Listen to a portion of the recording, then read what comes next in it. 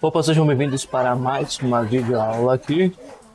E hoje a gente vai responder uma prova para agente comunitário de saúde que foi aplicado pela banca CPCom. Sinceramente, eu nunca fiz nenhuma prova deles. Lá para a cidade de Cuité, na Paraíba. Um nome bem diferentão, né? E essa aqui é o portal não. Como é que se diz? Eu não sei como é que a gente chama disso aqui.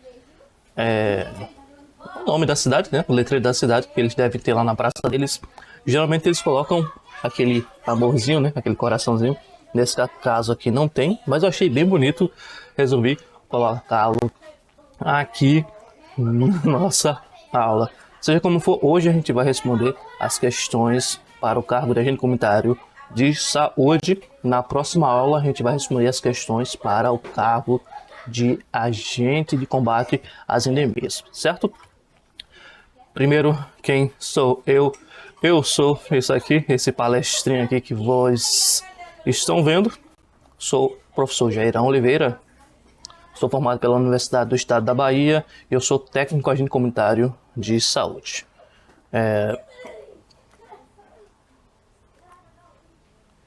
Beleza, vamos lá.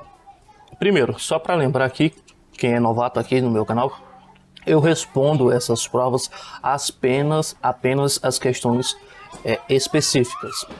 As questões de português, informática e raciocínio lógico, eu deixo para que os professores destas áreas respondam se tiverem interesse, né? Além do mais, eu deixo também, quando é possível, eu deixo o link para a prova e o gabarito na descrição da aula, né, do vídeo aqui. Então, se você quiser acompanhar, você pode pegar aí o material e a gente vai fazendo ao mesmo tempo, ou então você vê a aula e e depois você tenta responder ou revisar, ou mesmo ver as questões, como disse, de português, matemática e informática. Beleza? Então vamos lá, começando aqui pelo conhecimento específico, são 40 questões apenas. Então hoje a gente vai responder 15 questões. Começando aqui pela questão número 26. Segundo a Política Nacional de Atenção Básica, o acolhimento deve estar presente em todas as relações de cuidado, nos encontros entre trabalhadores de saúde e usuários, nos atos de receber e escutar as pessoas, suas necessidades, problematizando e reconhecendo como legítimas e realizando a avaliação de risco e vulnerabilidade das famílias daquele território. Sendo que, quanto maior o grau de vulnerabilidade de risco, menor deverá ser a quantidade de pessoas por equipe. Sendo que, quanto maior o grau de vulnerabilidade e risco, menor deverá ser a quantidade de pessoas por equipe. Com especial atenção para as condições crônicas. Só para explicar essa última partezinha aqui que eu acabei me confundindo, isso quer dizer o seguinte: se o PSF, né, ou ESF, tiver uma comunidade que tem uma grande vulnerabilidade, isso quer dizer que eles as famílias vão requisitar mais atenção do que o normal. Então você tem que ter a equipe mais disponível para essas famílias. Então é normal que você atenda menos pessoas para que você consiga atender essas famílias. Beleza?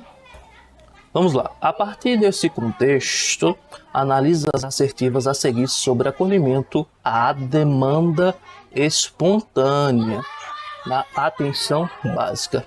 Professor, o que é demanda espontânea? Se você ainda não trabalha com isso, talvez você não saiba. Mas demanda espontânea é quando você chega no posto e pede para ser atendido e é atendido na hora. Quando isso acontece? Depende do posto, né? Claro, cada unidade tem seu jeito de trabalhar. Mas normalmente o que se faz é que você marca a sua ficha e um outro dia, ou mesmo no mesmo dia, você é atendido a posteriori, né? Se você chega e é atendido na hora, é porque há alguma coisa que se entendeu que você precisava daquele atendimento naquele instante e não podia esperar para depois. Por exemplo, se você chega com uma febre forte, uma febre alta lá, você vai ser atendido na hora. Se você está com uma diarreia forte também, você vai ser atendido na hora. Se você está com a pressão muito alta ou muito baixa, você vai ser atendido na hora. O que mais? Se você está desmaiando, tendo crise de vômito, então esses são sintomas agudos que precisam de atenção naquele instante. No instante eu digo assim, naquela hora que você chegou ali, né? Não quer dizer que você vai chegar e imediatamente um médico vai correr para cima de você para lhe atender. Não, você vai ser atendido naquele instante, mas dentro dali da dinâmica da UBS. Beleza? Dito isso, vamos analisar as afirmações. Primeira afirmação: deve ocorrer durante todo o horário de funcionamento da unidade básica de saúde. Beleza. Na organização dos fluxos de usuários da unidade, no estabelecimento de avaliação de risco e vulnerabilidade, na definição de modelagens de escuta individual, coletiva, na gestão das agendas de atendimento individual, nas ofertas de cuidado multidisciplinar, dentre outros fatores. Colocou aqui meio burocrático, né? Mas isso aqui está certo, viu? Certinho, verdadeiro.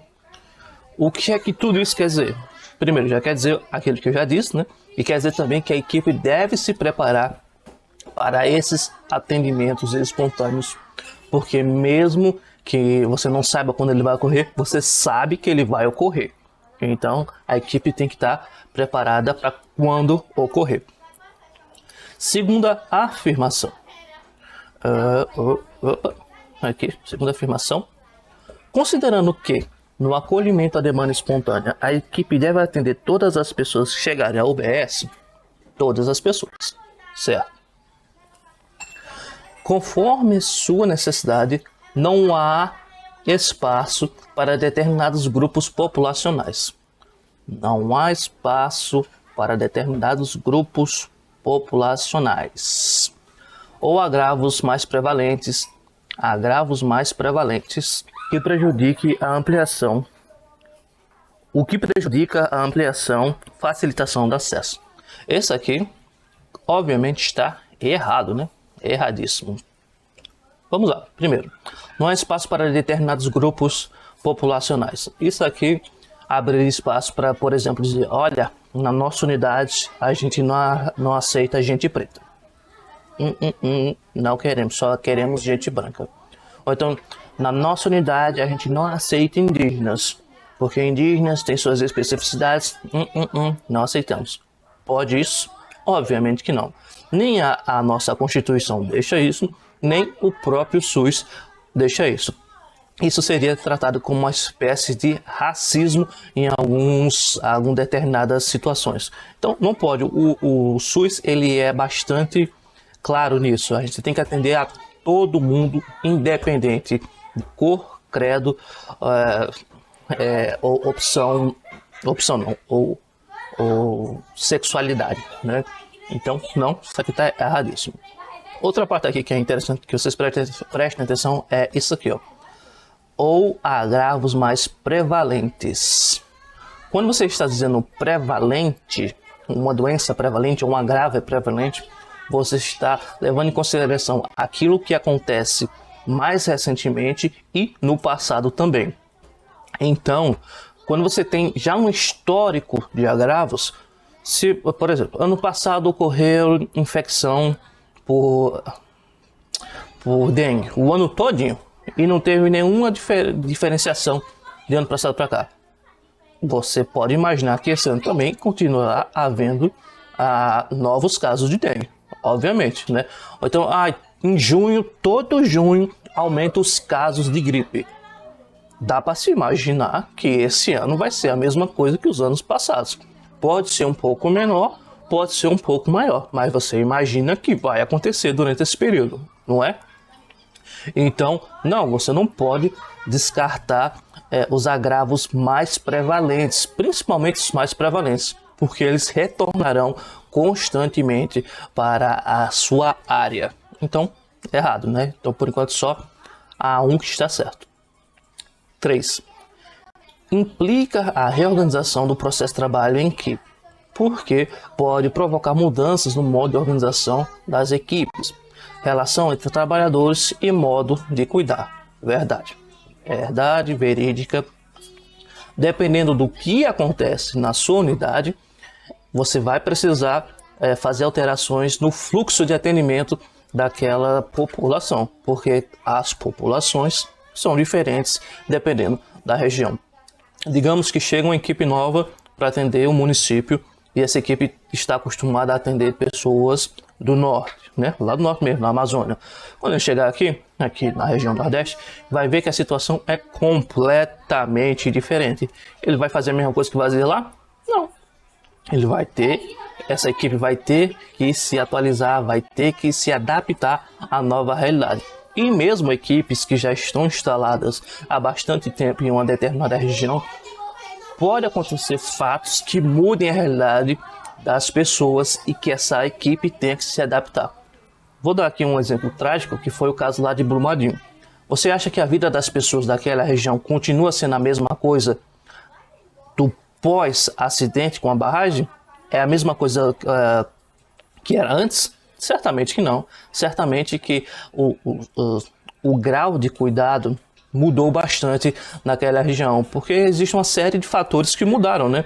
Então você vai ter pessoas mais doentes, você vai ter pessoas mais ansiosas, você vai ter pessoas com depressão, você vai ter, né? Então a equipe precisa mudar conforme a realidade da sua área. Então, certinho, né? Já botei certo aqui. Quarta afirmação: constitui-se uma postura, atitude e tecnologia do cuidado, uma vez que se estabelece nas relações entre as pessoas e os trabalhadores os modos de escuta, a maneira de lidar com o não previsto. Lembrando que a gente está falando aqui da demanda espontânea, né? Demanda espontânea. Com o não previsto.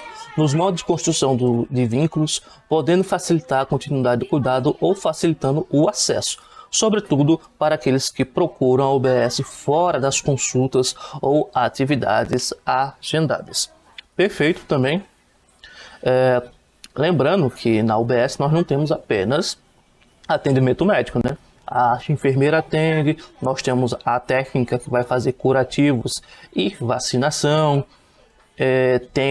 Pode ser que tenha, muito provavelmente vai ter uma equipe de dentistas, né? A equipe de saúde bucal. Pode ter outros profissionais também, apesar de não ser obrigatório. Então, né? Nós temos muitos profissionais que precisam aprender, né? A equipe precisa aprender a lidar com essas situações que não são previstas, mas que a gente sabe que vai acontecer, né? Então, perfeito. Então, nós tivemos aqui de afirmações corretas, né? A primeira, a segunda estava errada, então a terceira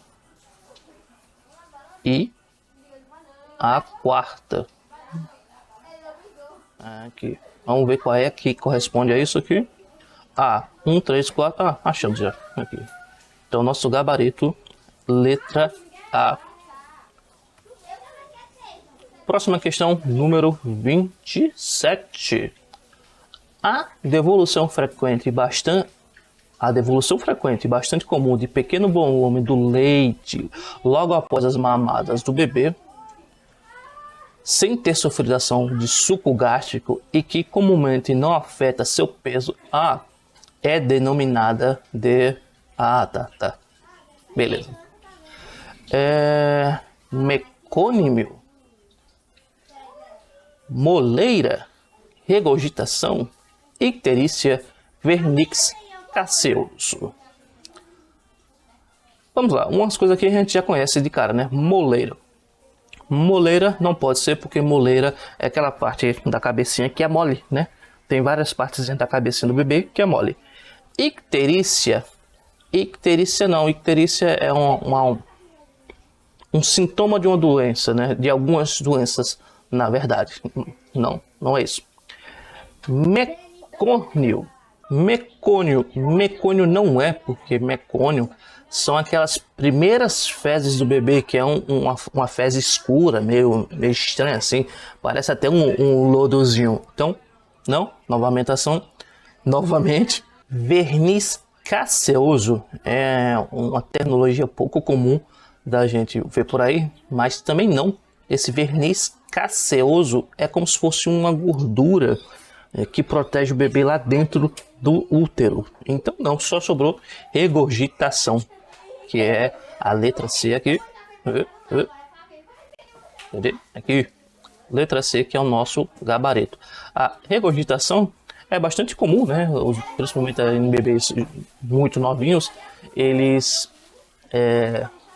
a gente não chama assim, né? A gente chama de gofo, né? Eles gofam muito.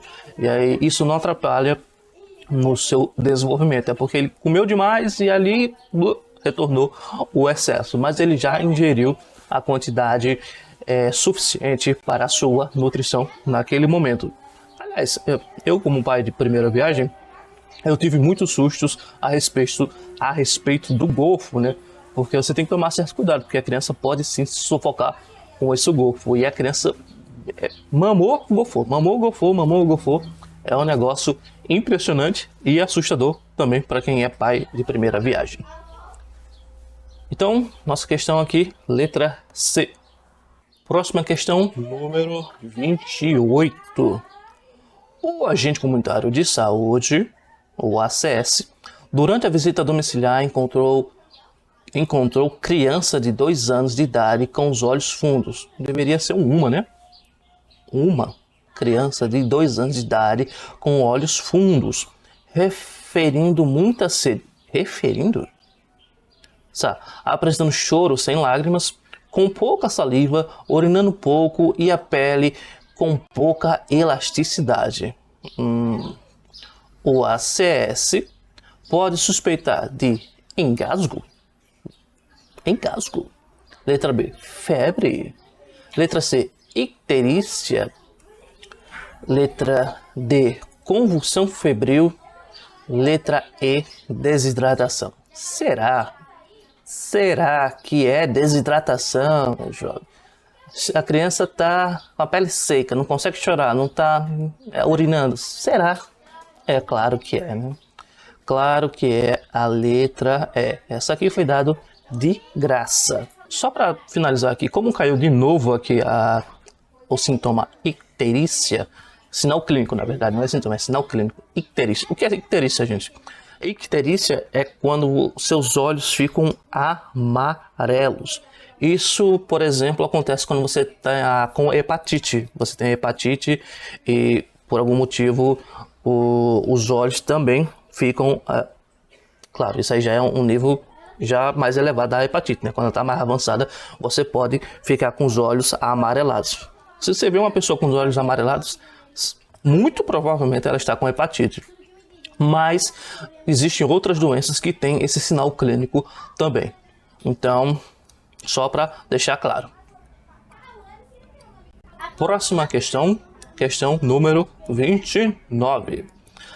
Na abordagem à gestante que está no final da gestação, o agente comunitário de saúde, ACS, deve orientar sobre os sinais que indicam a necessidade de avaliação por profissional de saúde na maternidade de referência, pois pode indicar início do trabalho de parto. Considerando o fragmento exposto, avalie as alternativas a seguir. 1. Barriga endurecendo a cada 5 minutos por 30 segundos ou mais, permanecendo assim por mais de 1 hora. 2. Perda de líquido pela vagina, pode escorrer por suas pernas, molhar a roupa ou a cama. Suspeita de rompimento da bolsa das águas. E 3. Pressão alta. Essa aqui parece que foi dada também, né? Vamos lá. Pressão alta é um sintoma de que a mulher vai estar prestes a ter o bebê, dar à luz? Não. Negativo. Então essa aqui você pode desconsiderar. Perder líquido pela vagina com a mulher já há dias de ter a criança é um sintoma? É sim, meu querido. Aí estourou a bolsa, né? Corre para a maternidade. Barriga endurecendo a cada 5 minutos por 30 segundos ou mais, permanecendo assim por mais de 1 hora. Sim, é o início ali das contrações, começa a contrair. Então, sim, também. Então nós temos aqui apenas 1 e 2. Afirmativa 1 e afirmativa 2. Vamos ver o que é que corresponde. A 1, 2, 3, não. B, 1, 2 apenas. Aqui achamos o nosso gabarito. O resto, 2, 3 não, porque a 3 está errada. 2 apenas não, porque a 1 também está certa. 3 não, pressão alta não é sinal clínico de que a mulher está prestes a ter o bebê. Próxima questão, número 30. 30, eita, essa aqui eu tive que dividir. Cadê? Aqui. Número 30. Essa aqui eu tive que dividir em 2 slides, certo? Vamos lá. Primeiro slide. No Brasil, o conceito de prevenção combinada, demonstrado na figura abaixo, foi oficialmente incorporado a partir de 2013. Beleza. Mais de 10 anos atrás. Tornando-se a grande diretriz para o trabalho de vigilância, prevenção e controle do HIV/AIDS. Beleza? Influenciando também as estratégias para o enfrentamento das hepatites virais, da sífilis e das demais ISTs. Aqui, antes da gente ver... Calma. Antes da gente ver esse quadrinho, deixa eu abrir aqui uma folhinha em branco. Uma folhinha em branco para nós. Só para eu explicar uma coisa. Eu sei que todo mundo, quase todo mundo deve saber, mas eventualmente vai que você não sabe, né? Vamos lá. O que são ISTs? ISTs. Vamos lá. São infecções sexualmente transmissíveis. E cíveis. Será que eu escrevi tudo certinho? Acho que sim. Transmissíveis. Poxa, professor, eu já sabia disso, né? Qual é o que é que tem de especial? Essa questão aqui da infecção. Por que se chama hoje em dia infecção e não DSTs, né? As doenças sexualmente transmissíveis? Porque nem toda infecção vai virar doença. Vocês têm que ter em mente que a doença só é doença quando ela começa a lhe atrapalhar a vida. Ou seja, quando ela começa a apresentar sinais clínicos. Quando você tem a manifestação per si da doença. Um exemplo clássico aqui é a AIDS. O HIV, né, ele infecta a pessoa e ele não faz nada durante anos e anos e anos e anos. A pessoa está infectada, mas a pessoa não tem AIDS ainda, porque a AIDS é a manifestação do vírus, né, do HIV.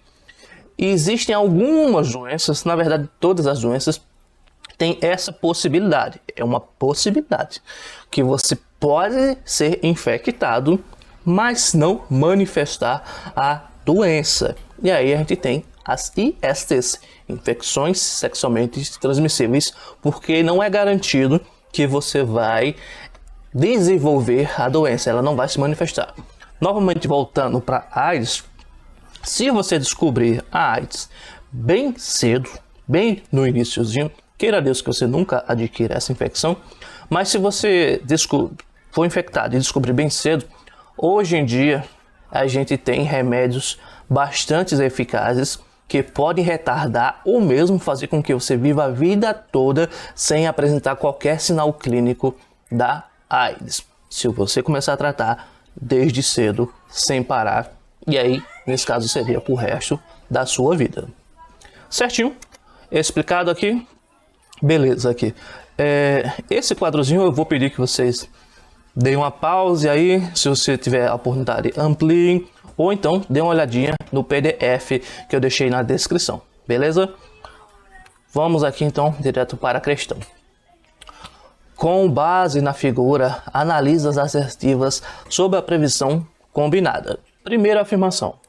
É uma estratégia de prevenção que faz uso combinado de intervenções biomédicas, comportamentais e estruturais. Se vocês olharam lá o quadrozinho, vocês vão ver que sim, é verdade. Segunda afirmação. Cadê o conteúdo? Achei. Segunda afirmação. Trata-se de uma combinação de ações que deve ser centrada nas pessoas, nos grupos aos quais elas pertencem e na dinâmica social em que estão inseridas, considerando as especificidades dos sujeitos e dos seus contextos. Se vocês... Aliás, isso aqui está certo. Na verdade, isso aqui você não precisa nem olhar o quadro, né? Todo o SUS tem esses princípios, né? O cuidado é centrado na pessoa, na comunidade que ele vive e no meio ao qual ele está inserido. Beleza? Terceira afirmação. A hierarquização entre as estratégias revela ações iniciais, intermediárias e finais. A hierarquização entre as estratégias revela ações iniciais, intermediárias e finais. Tá, essa aqui está errada, mas ela realmente tem uma carinha de certa, viu? Como assim, professor?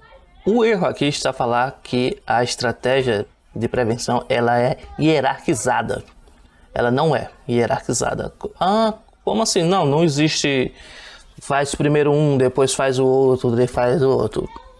Por quê? Por quê, professor? Porque assim, se você já chega lá na sua unidade, você já está com sinais clínicos fortes, você vai passar primeiro pela prevenção? Não, você já perdeu essa fase. Você tem que agora ir para o tratamento imediato, você já tem que começar.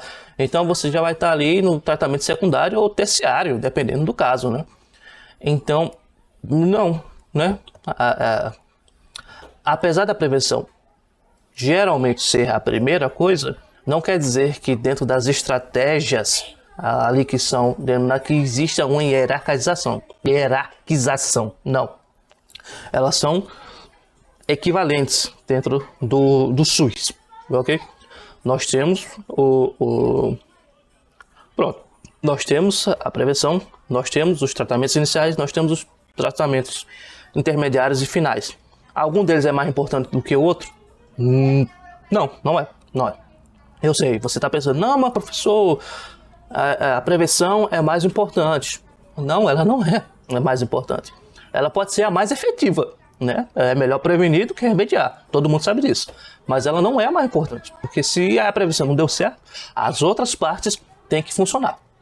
Então, por isso que está errado. Porque não é uma hierarquia dentro, pelo menos aqui no âmbito do SUS. Então, sobrou apenas a afirmativa 1 e 2. O que corresponde à letra A, 3, não. Letra B, 1, 2, 3. Eu tenho certeza que muita gente marcou essa, mas não é. Letra C, 1 e 3 apenas. Não, porque a 3, como eu disse, não tem essa questão de hierarquização. 1 e 2, sim, nosso gabarito, letra D. E 2 apenas, não, porque a 1 faz parte também. Realmente, apenas a letra D é o nosso gabarito na questão número 30.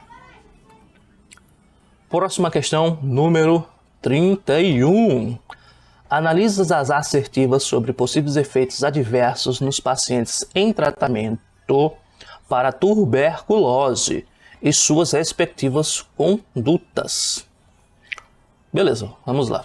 Nos casos de náusea, vômito e dor abdominal, deve-se orientar que o paciente tome a medicação para tuberculose com o café da manhã ou 2 horas depois e marcar a consulta no serviço de saúde. Lembrando aqui que a gente já sabe que a pessoa tem tuberculose e ela já está fazendo tratamento, né? Então, sim, perfeito.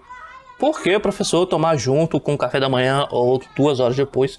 Porque a medicação ela é muito forte. E ela pode irritar o estômago. A pessoa pode se sentir mal por causa da medicação. E caso ela se sinta mal, ela tem que ir no posto, né? Para fazer algum atendimento, se for necessário.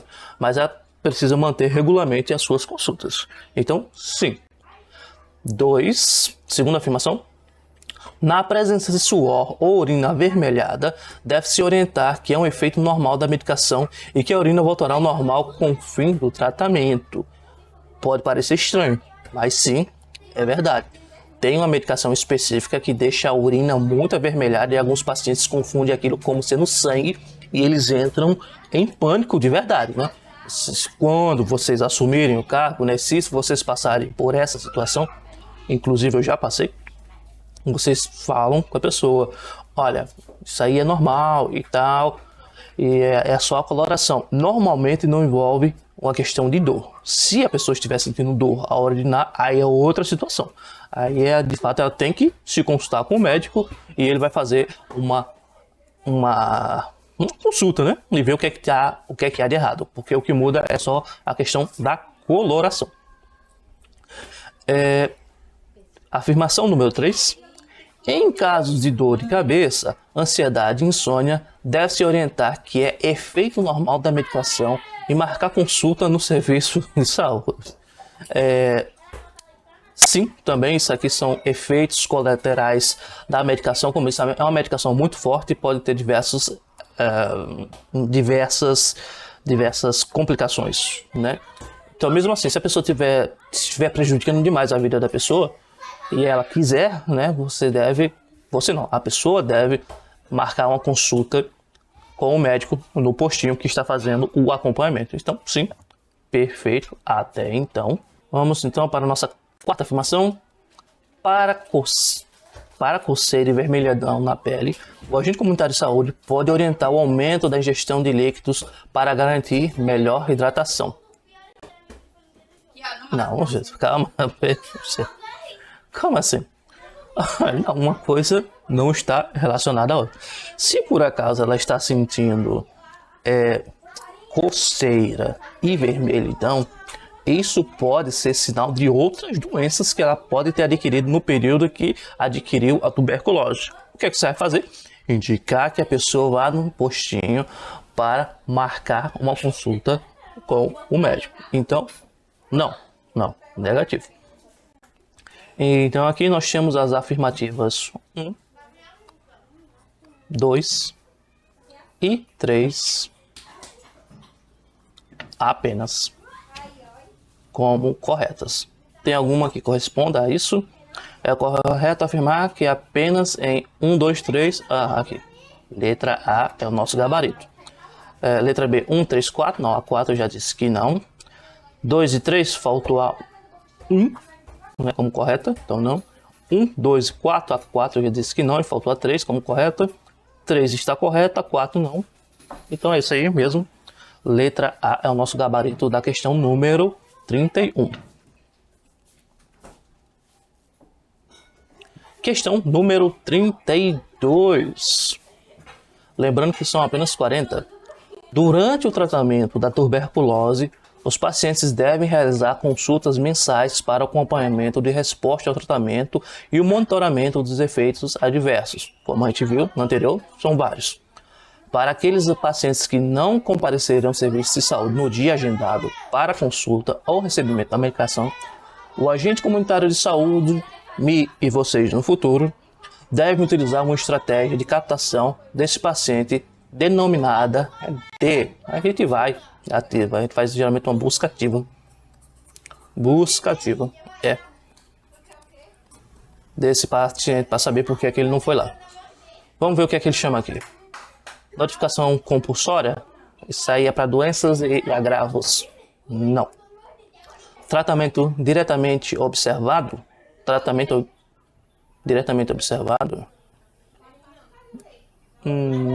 Isso aí seria se você fosse observar se ele estava tomando uma medicação, ele tomar você vendo, né? Mas e quanto à questão de ir lá no posto, no hospital pegar a medicação? Então vamos deixar isso aí sob análise. Sintomático respiratório? Não, né? Isso aí é, como disse, é um sintoma, né? Não. Notificação compulsória, vamos riscar logo aqui. Busca ativa, acabei de falar, né? Busca ativa. Acabei de falar, né? Expliquei antes de ver as questões. E responsabilização sanitária, não, isso aí é outra parada. Nossa alternativa de fato aqui é a letra D. Aliás, já que a gente falou de busca ativa, deixa eu explicar também que a busca ativa ela pode ser para diversos fins, né? Por exemplo, uma criança não tomou a vacina no tempo adequado. A técnica lá observou nos seus relatórios que está faltando ela. Então ela pede para o agente de saúde e ver com a família o que foi que houve, por que não levou a criança. Ou então, existe um paciente que tem uma pressão alta muito forte, passou no postinho, estava passando mal, e aí a sua enfermeira ou seu médico fala com você, olha, dá uma passadinha lá para ver como é que ele tá. Também é uma busca ativa para você, apesar de ser normal, né, de fazer visitas, mas você vai lá especificamente porque alguém pediu. Busca ativa. Então, busca ativa é isso, viu? Você vai atrás de alguém porque foi pedido pela sua equipe. Busca ativa. Número 33. Na atenção à pessoa idosa, o agente comunitário de saúde, ACES, deve orientar sobre direitos dos idosos. Entre eles está o benefício da prestação continuada, o BPC. Certo.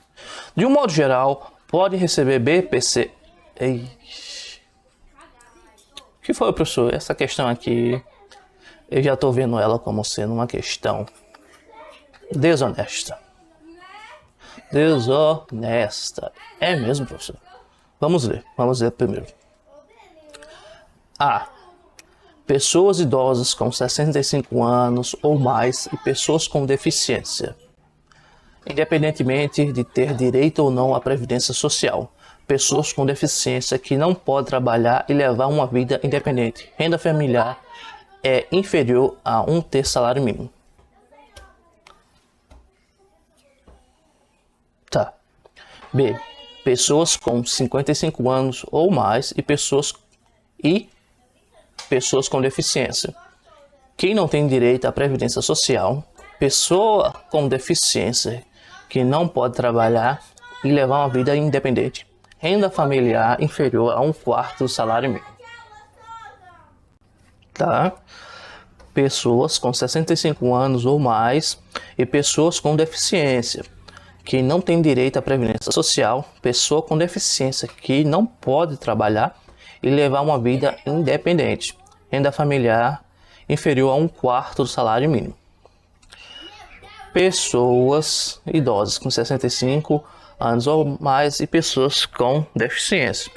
Quem não tem direito à previdência social, pessoas com deficiências que não podem trabalhar e levar uma vida independente e renda familiar inferior a um meio salário mínimo.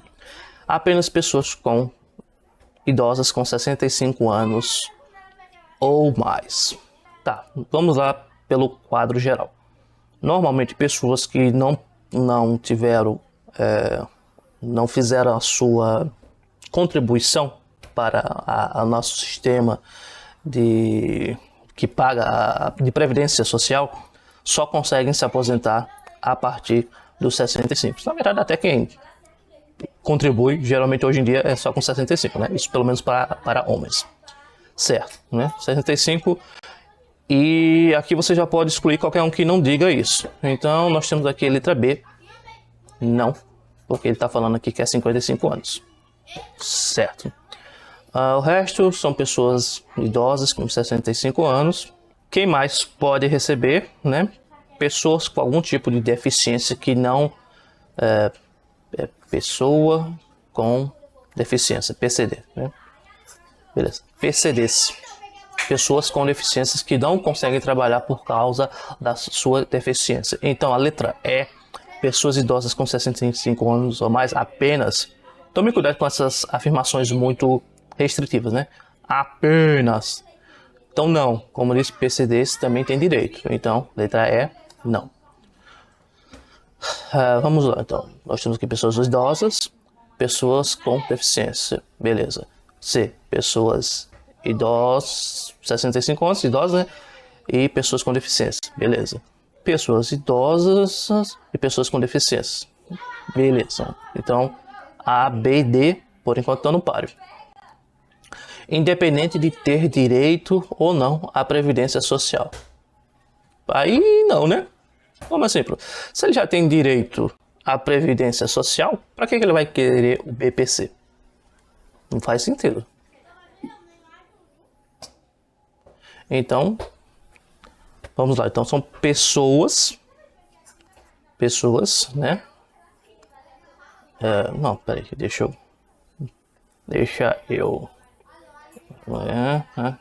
Aqui. De novo, aqui são, então, vamos usar a siglazinha, viu? Pessoas sem previdência. PSP. Pessoas sem direito à previdência. Faltou um D, então, né? Direito à previdência. Então, beleza aqui. Se a pessoa tem direito, então ela não precisa do BPC. Então, corta aqui. BPC. Letra C. Ela tem direito? Não tem direito à previdência social. Beleza? Letra D. Tem direito? Não tem direito à previdência social. Sobrou letra C e D. Pessoa com deficiência que não pode trabalhar. Claro, por isso que ela não tem direito à previdência, né? E levar uma vida independente. Essa afirmação está correta. Vamos ver a letra D. Pessoa com deficiência que não pode trabalhar e levar uma vida independente. Beleza. Duas estão iguais. Renda familiar inferior a 1/4 de salário mínimo.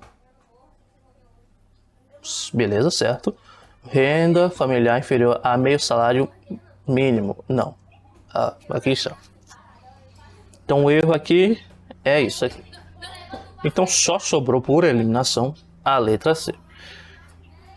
Esse 1/4 de salário mínimo, vocês vão acabar vendo que é também o parâmetro que é utilizado no Bolsa Família, que a gente tem acesso, não é que a gente tem acesso, mas a gente trabalha meio que em paralelo junto a eles. Então a gente acaba sabendo desses detalhes. Então, de fato, a pessoa tem que ter até, no máximo, 1/4 de salário mínimo para a família, né? De renda familiar. Não é para a pessoa, viu? É renda familiar. O que quer dizer isso, professor? Digamos o seguinte: você tem uma casa com 4 pessoas e são o seguinte: o pai, a mãe, um filho e uma filha. E essa uma filha, então, ela tem uma doença, ela já é maior de idade, ela tem uma doença que incapacita ela. Aliás, ela tem uma deficiência que incapacita de ter um trabalho normal. Então ela tem direito ao BPC Loas. Por quê? Porque são 4 pessoas e digamos que nenhuma delas tem a renda. Então, ou melhor, digamos que só o pai tem a renda e receba justamente só um salário mínimo e tem essas 4 pessoas na renda. Então é 1/4 de salário, 1/4, né? Se você dividir para os 4, na família, 1/4 de salário per capita. Então, essa pessoa, né, nesse caso a menina que eu falei, ela tem sim direito a BPC Loas. E aí, professor, por que você achou que essa é uma questão desonesta? Já falei aqui no início, né? Porque essa é uma questão previdenciária, né? Essa aqui não é uma questão de saúde, essa não é uma questão que está no SUS e nenhuma lei que esteja relacionada ao SUS. Não sei se isso estava lá eu sei, assim, eu entendi. Eu sei que o BPC é um benefício que está ligado à questão da saúde. Mas mesmo assim, pelo menos no meu entender, isso é uma questão de previdenciária. Não deveria estar caindo aqui para nós, agentes comunitários de saúde, que não temos nada a ver com isso. Isso aqui é uma questão da Previdência Social, não nossa. Ok? Beleza. Próxima questão, número 34. Os sinais vitais são aqueles emitidos pelo corpo humano indicativos de funcionar. Os sinais vitais são aqueles emitidos pelo corpo humano indicativos de funcionamento adequado. Tá. Quando esses sinais estão alterados, pode significar alterações importantes na condição de saúde das pessoas. Um desses sinais é o pulso, que é a onda de pressão gerada nas artérias quando o coração bate. Ao verificar o pulso, pode ser observado o quê? Sistólica e diastólica. A, né? Letra B. Ritmo, frequência e força. B. Frequência, profundidade, ritmo e regularidade. Ele que é a verdadeira, né? Isso, é a verdadeira. D. Inspiração e expiração. Eita, isso aqui foi forte. E hipotermia e hipertermia. Sim, letra E. Beleza. Tá, vamos começar do final, que eu achei mais interessante. Hipotermia é quando você está com a sua temperatura corporal abaixo do normal. Então, não. Para isso, você precisa ter um termômetro. Hipertermia é febre, é quando você está com a sua temperatura corporal acima do normal. Novamente, você só pode aferir isso com precisão usando um termômetro. Então, não. Inspiração, expiração. Não. No pulso, não. Você normalmente, para ouvir direito isso, você utiliza aquele estetoscópio, né? Que você bota aqui e aí tem o aparelhozinho que você vai botar na frente, não, você bota atrás, né? Nas costas para ouvir direito o pulmão, que não é tarefa nossa, aliás, né? Quem faz isso é o médico e o enfermeiro. Às vezes o técnico também, mas quem faz especificamente isso, médico e enfermeiro. Então, não. Errado, erradíssimo. C. Frequência, profundidade, ritmo e regularidade. Observe que ele falou aqui, verificar o pulso deve ser observado. Ele falou aqui em usar algum equipamento. Alterados, um desses sinais é o pulso. Não, ele nem falou, né? Então...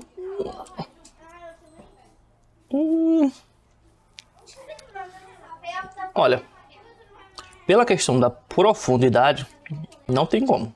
Manualmente, não tem como. Ritmo, se você tiver uma sensibilidade muito boa, você consegue. Consegue sim. Regularidade na mão ali, você pegando assim seu pulso. Bom, mano, não tem como não, viu? Não tem como. Tem que ter um aparelho para descrever isso. Vamos lá. Então, não. Letra C não tem como. B. Ritmo. Sim, você consegue. O ritmo. Aliás, se você pegar agora e prestar um pouco de atenção, você começa a sentir o pulsar do seu coração, né? Eu já comecei a sentir. Então, sim, você consegue, com atenção, você consegue sentir o ritmo do seu coração. Frequência, sim. Na verdade, antigamente era até comum as pessoas analisarem a frequência pela pulsação do pulso. Fica direitinho? Fica certinho? Não, não fica. Não tem como. Não fica, não. Força, sim, também. Força, professor? Sim, é claro, né? Você sentir aqui, se você tiver... Isso aí você exige muita prática, muita prática. Hoje em dia não é mais utilizado isso, gente. Mas se você colocar aqui, você consegue sentir a força do batimento. Se você não está sentindo nada, é porque está muito fraquinho a força do batimento. Então, sim, teoricamente, estamos aqui, a letra B é o nosso gabarito, por enquanto. Letra A, sistólica e diastólica. Isso aqui só tem como saber com o aparelho e, de preferência, o digital, que vai dar uma resposta correta. Professor, o que é isso? É aquilo lá quando você faz a aferição, não é medição, é aferição, que é um tipo de aferição, né, de medição. E, por exemplo, deu aquela clássica, né? 12 por 8. Na verdade, 12 é 120 por 8. O que é isso, professor? É isso aqui, ó. Isso aqui é o que empurra e o que puxa, né? É sistólica e distólica. É só isso. Então, tem como saber isso aqui, por cima? Não, de jeito maneira alguma. Nunca. Você pode até utilizar o aparelhinho, né? Que é tipo os fones que eu estou utilizando hoje. E aí ele lá faz a marcação. Mas assim é o aparelho que faz, não é você que simplesmente adivinha, não. Então, de fato, o que sobrou aqui, a mais corretinha, é a letra B, que é o nosso gabarito para a questão número 34. Próxima questão, número 35. Queimadura é toda lesão provocada pelo contato direto com alguma fonte de calor ou frio. Beleza. Isso aqui é só um enunciado. Produtos químicos, corrente elétrica, radiação ou mesmo alguns animais e plantas, como larvas, água-viva, urtiga, entre outros. Analise as assertivas sobre o que orientar a pessoa que sofre queimadura. Isso aqui é boa. Isso aqui é boa que você vai utilizar no seu dia a dia como agente de saúde. Vamos lá, primeira afirmação. 1. Realize irrigação com grandes quantidades de água à temperatura ambiente. Corretíssimo. É isso aí. Não tem nem o que explicar, é isso aí. Queimou, bota ali debaixo da água, não gelada, né? Bota da água normal mesmo. Por que não gelada? Porque a água muito gelada ela pode promover a constricção dos vasos sanguíneos naquela região e você pode acabar tendo complicações ainda piores. 2. Utilize compressas frias ou água gelada, pois ajuda a resfriar a pele acometida. Eu acabei de explicar, né? Então não, água gelada não. Isso aqui são novos entendimentos, viu, gente? No passado realmente se mandava você colocar água gelada, né? Talvez muita gente tenha errado essa questão por causa disso. Mas não, hoje em dia se recomenda que você utilize água à temperatura ambiente. Remova todas as roupas e joias, pois esses itens retêm o calor e continuarão a queimar a vítima. Verdade, isso aqui. Metais, principalmente, viu? Os metais eles demoram mais para como é que se diz? Voltarem à temperatura ambiente. Então, e roupas, obviamente, né? Se queimou a roupa continua queimando aquele tecido. Mesmo que você não esteja vendo, ela pode continuar queimando por um bom tempo. Então, tira o que teve contato com o fogo, nesse caso aqui. Ou se foi, por exemplo, uma queimadura química, né, de um ácido, o ácido fica impregnado na roupa. Outra razão para você tirar a roupa. Então, beleza. Letra 3. 4. Não aplique medicamentos sobre a queimadura. Corretíssimo. Corretíssimo. Vamos lá. Tem que lembrar aqui que nós estamos vendo isso aqui sobre o que você vai orientar a pessoa.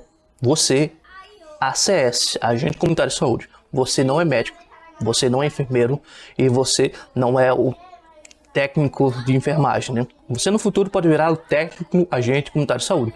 Mesmo assim, eu como técnico agente comunitário de saúde, eu não posso indicar nenhum tipo de medicação para os meus pacientes. Nenhum. Nem dipirona eu posso indicar, sob risco de ser demitido. Isso é uma coisa muito séria. O agente de saúde não pode indicar nada que diga respeito à medicação, viu? Somente médico e enfermeiro. Só e somente dentro da nossa UBS, né? Existem outros profissionais que podem indicar medicação? Pode sim. O dentista pode, psiquiatra pode, né? Psiquiatra não, psicólogo pode. Agora me bateu dúvida. Mas enfim, existem outros profissionais que podem sim, mas não é o nosso caso. Então, isso aí, não aplique medicamentos. A gente não pode nem indicar e não pode indicar, a gente não pode fazer o uso, né? Enfim, tá certo. Não pode aplicar medicamentos na queimadura. 5. Estoure as bolhas, facilitando a saída do líquido sobre a pele. Será que alguém errou essa? Não é possível. Não, gente. Não, de jeito, maneira alguma, mas de jeito, maneira alguma, você vai fazer um negócio desse. Aceito, professor. Não, de jeito maneiro. Você como acesso tem mais essa, né? Você não pode manusear o paciente, principalmente se você estiver sozinho. Se você estiver com um profissional, o médico ou a enfermeira, ou o enfermeiro, né? E ele solicitar a sua ajuda em alguma coisa lá na hora do atendimento, tudo bem. Mas quem vai fazer os procedimentos são os profissionais gabaritados para isso. Médico, enfermeiro, técnico ou outro que não você. Não é você, viu? Não é o ACS, não é o técnico agente comunitário de saúde. Vai ser outro profissional, beleza? Então aqui de verdadeiras nós temos a primeira, a segunda é falsa, a terceira e a 4, né? Nossa quarta afirmação. Vamos ver o que é que corresponde aqui. A 1, 2 não, então não. B 1, 3, 4, opa, aqui o nosso gabarito. Vamos ver se a banca não repetiu. C 4 5, não. Letra D, 2, não. né? 4, A4 sim, mas aí, né? Um errado já errou. A3, ok. A4, ok. A5, não. Então, é isso aí mesmo. Todas a nossa letra que é gabarito da questão número 35 é a letra B de bola. Questão número 36. Em 2024, por meio do Programa Nacional de Imunizações, PNI, o Brasil recebeu o certificado de país livre do sarampo, graças a Deus, da Organização Pan-Americana de Saúde, OMS. OPMS, ok. Lê as assertivas abaixo sobre o sarampo. Afirmativa número 1, ou primeira afirmativa. O sarampo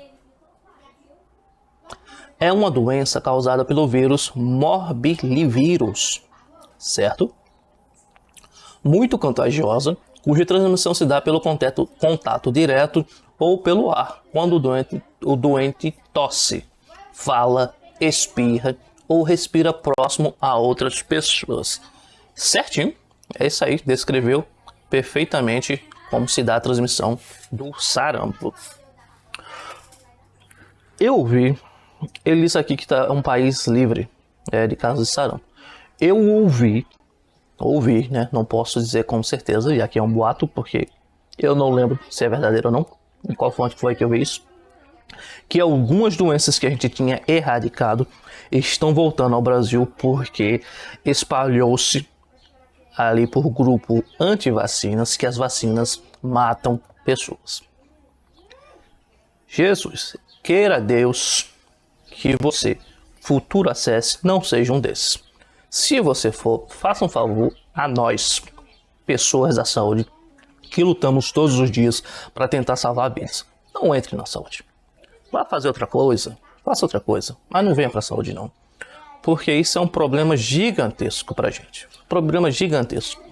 Todos os dias eu tenho que ouvir absurdos sobre algumas vacinas. Que vacinas tem microchips, que vacina vai transformar você em jacaré, que vacina vai lhe matar, Gente, não. O Brasil ainda é referência nessa questão de imunização da população. Mas existe realmente um grupo, assim, com uma força que não dá para acreditar, que estão invadindo as casas das pessoas por meio dos celulares delas, implantando ideias absurdas sobre as vacinas e outros aspectos da saúde. Novamente, se você é uma dessas pessoas, não venha pra cá não. Continue aí mesmo. Vai caçar outra coisa para fazer, por favor. Vamos lá. Segunda afirmação. A única forma de prevenir o sarampo com vacina é por meio da vacina tríplice viral. É exatamente essa aí. A tríplice viral. Por que a tríplice viral? Porque ela previne 3 doenças ao mesmo tempo. O sarampo, né? Também previne a cachumba e a rubéola, que também tem meios de transmissão muito parecidos. Que protege contra sarampo. Tá dizendo aqui, né? Cachumba e rubéola. Exatamente, é isso aí. Perfeito.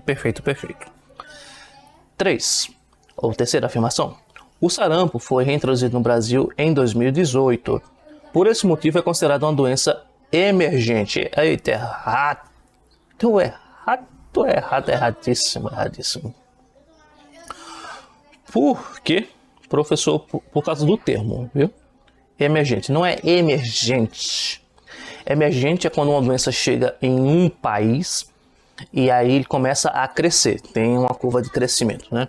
No Brasil é o contrário, ela foi erradicada e ela voltou, então ela é reemergente, ela voltou, ela foi reintroduzida, reemergiu e aí foi erradicada de novo, e, né? Fica nesse vai e vem por causa das questões que eu já falei.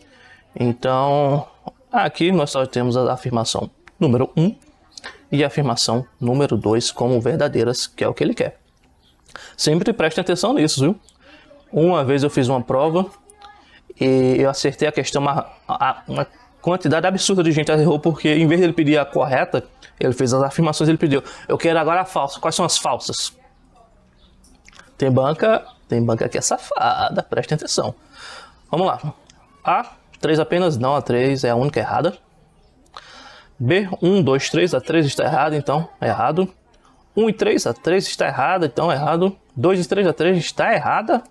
E 1 e 2 apenas é o nosso gabarito da questão número 36. Próxima questão número 37. Como se denomina a estratégia que tem o objetivo de sensibilizar sobre a importância do envolvimento consciente e ativo dos homens em todas as ações voltadas ao planejamento reprodutivo, incluindo a gestação, parto, puerpério ao longo do desenvolvimento da criança, que durante muito tempo foram consideradas atribuições ou funções exclusivamente femininas e focadas focadas no binômio mãe-bebê. Vamos ver primeiro as alternativas, depois eu falo um negócio. Vamos lá. Pré-natal de risco habitual? Não. Não é. De risco habitual é o habitual, né? Não tem nada de diferente. Estratégia de saúde da família, isso aqui é o geral, não é especificamente sobre essa questão da gestação. Tratamento diretamente observado? Não, tratamento diretamente observado é quando o paciente tem que ir até a unidade de saúde para ali ele tomar o remédio, para que a gente esteja olhando. Ah, você está tomando o mesmo remédio, né? É bom que continue. Entenderam? Então não é esse o caso. Não. Método canguru. Método canguru é para depois que a criança nasceu, né? Eu não sei explicar isso direito, mas quando a mãe usa... Como é o nome daquele negócio? A minha esposa usou, que bota a criança assim e tal, enrola aqui. O homem também pode utilizar, mas isso é para depois que a criança nasceu. Só o não já eliminou quase tudo aqui.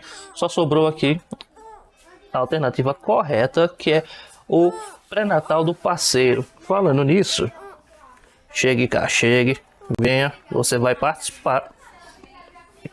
Essa aqui é a minha Elise, a minha razão de viver, não é, papai? Quer fazer também a aula? Opa, aqui não. Deixa eu tirar isso aqui. Aqui, pronto. Olha, o pré-natal do parceiro, de fato, é uma ação das EFS que a gente busca o parceiro para que ele participe dos pré-natais da esposa, né, da parceira e tal, para que ele desenvolva o vínculo com a sua cria desde cedo. E, nossa, isso é uma questão que, aliás, é um direito do parceiro, viu? Se eu não me engano, ele pode participar de até 3 pré-natais, o que é muito pouco por lei. Mas falando ali com jeitinho, dependendo do seu empregador, você consegue participar de mais. Eu fui muito... como é que se diz? Eu tive muita sorte que, como agente de saúde, já era agente de saúde quando essa minha bebezinha aqui estava na barriguinha da mamãe, no útero, e eu pude participar de todos os pré-natais do início até o fim. E eu pude acompanhar a hora do parto, e aliás, isso é um direito, né? Tá lá na lei. Cansou, papai? Opa!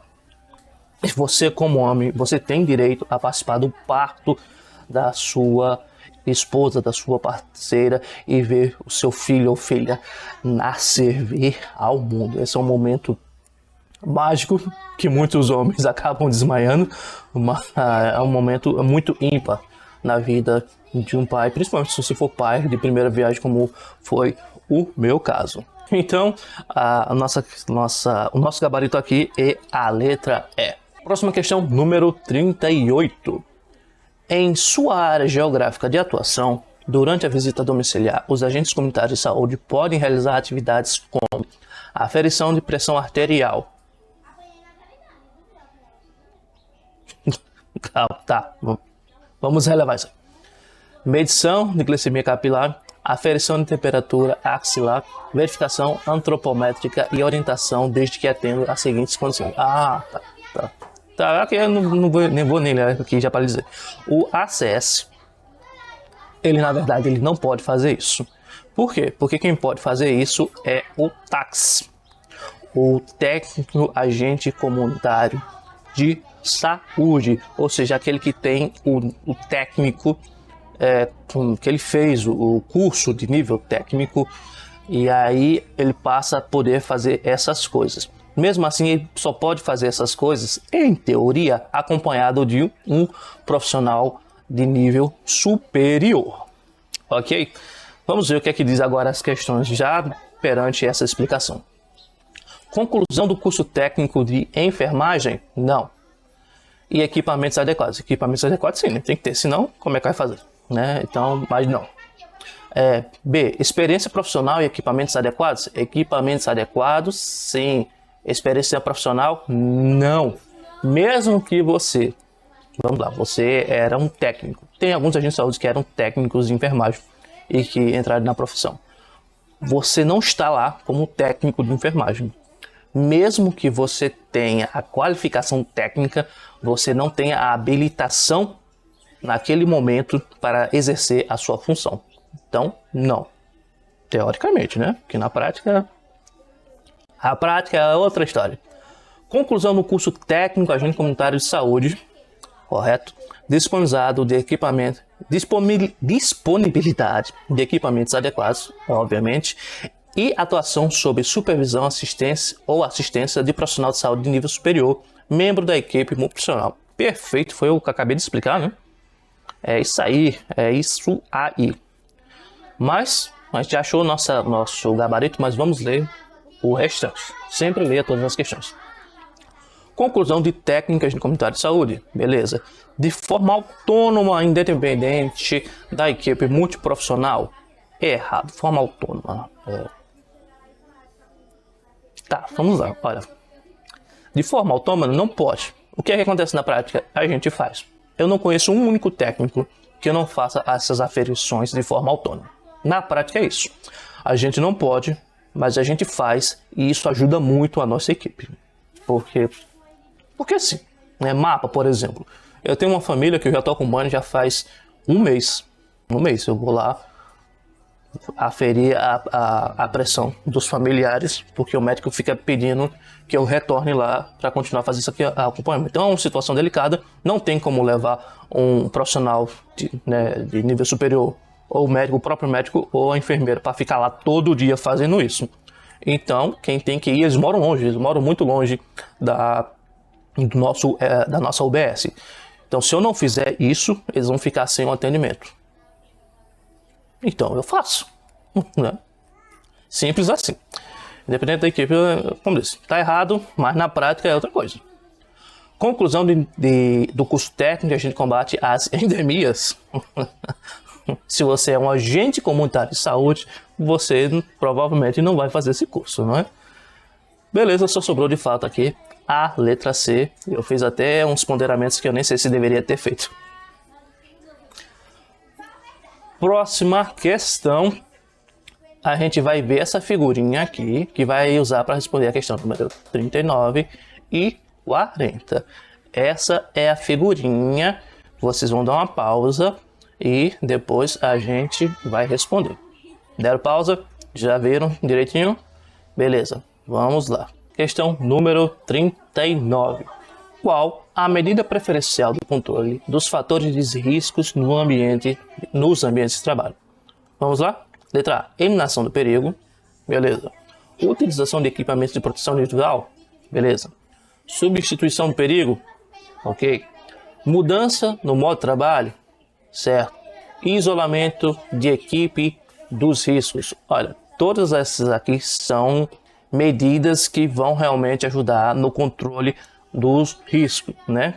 Ou tentar evitar. Mas a gente tem uma hierarquia e aqui a gente vai ter que voltar logo para a nossa figura. Observem que a eliminação de risco, que é essa aqui, vem no topo dessa pirâmide como sendo a mais importante na medida de controle do coletivo, né? Então, a preferencial é a eliminação do risco. Se não tiver o perigo, não há para o que se preocupar, né? Então, o nosso gabarito aqui não tem nem que questionar muita coisa, é a letra A de fato. 40, questão número 40. A medida de controle de risco incide diretamente sobre o corpo do trabalhador. Eita, essa aqui, será que alguém errou? Que não sabia o que é um EPI? Um EPI? Será? Que é o equipamento de proteção individual. Será que alguém errou essa? Será que tem nas alternativas? Vamos ler, né? Vamos lá. A adoção de medidas de controle administrativo. Isso aqui é sobre o corpo do trabalhador, né? Controle administrativo é um negócio mais coletivo. Isolamento de equipes dos riscos. Isso aqui é um controle coletivo também. Reorganização do processo de trabalho. Também é uma questão coletiva. Utilização do equipamento de proteção individual. Eita, aqui o EPI, né? Então, por enquanto, essa é a nossa resposta. E substituição do perigo, que é importante também, mas sobre o corpo do trabalhador, nós utilizamos o EPI. De fato, aqui, acredito que essa aqui foi dada de graça, né? Acho que ninguém deve ter errado essa, a menos que tenha tido um momento de desatenção. E é isso aí, gente. Essa foi a nossa questão número 40 e última. Então, gente, muito obrigado pela sua atenção. Bons estudos e boa prova. Eu li a questão e acabei nem comentando, né? Ô, professor, isso aqui, o que é que isso tem a ver com saúde, né?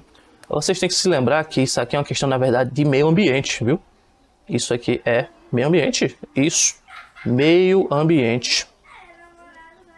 Porque é o meio ambiente em que o trabalhador está inserido. E quando se fala de meio ambiente e trabalhador, aí sim tem tudo a ver com o SUS. Às vezes nem trabalhador. Às vezes não precisa nem ser necessariamente a questão do meio ambiente do trabalhador. Mas o meio ambiente no geral, o SUS está preocupado, principalmente quando se fala do trabalhador, né? Então é isso aí. Eu vou voltando aqui para a nossa última questão, ou para o nosso último slide. Muito obrigado pela sua atenção, bons estudos e boas provas. Nos vemos na próxima, gente.